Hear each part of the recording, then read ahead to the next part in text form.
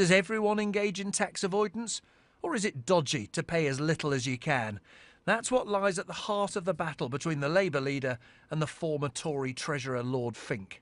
It began with the revelation that one of those secretive Swiss HSBC accounts belonged to a man who's given the Tories £3 million. Now, yesterday, a Conservative donor, Lord Fink, challenged me to stand by what I said in the House of Commons, that he was engaging in tax avoidance activities. I do. What you've just seen and heard could have landed Ed Miliband in court. After all, that's what Lord Fink threatened just 24 hours ago. I challenge Ed Miliband to either repeat his allegations outside the House of Commons or perhaps to withdraw them publicly.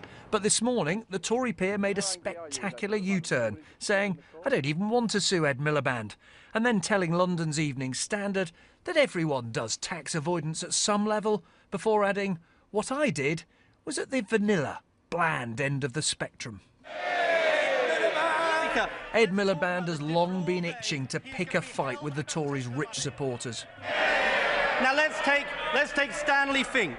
The Labour leader didn't stop at accusing Lord Fink of avoiding tax. He went much further. He can't get away from it. He's a dodgy Prime Minister surrounded by dodgy donors.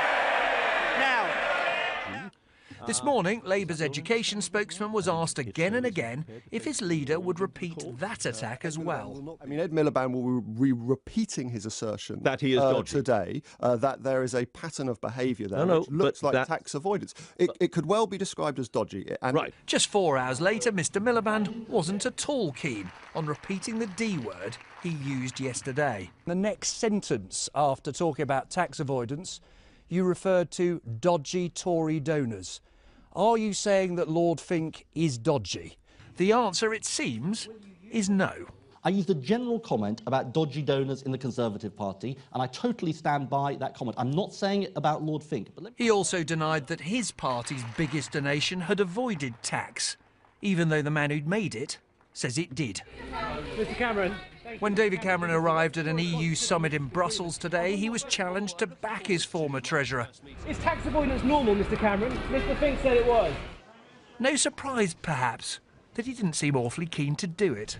Ed Miliband has been looking for a moment to demonstrate that he is, in his own phrase, on your side, whilst the Tories are on the side of the rich.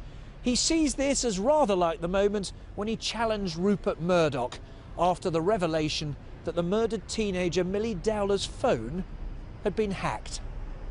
Nick Robinson, BBC News, Westminster.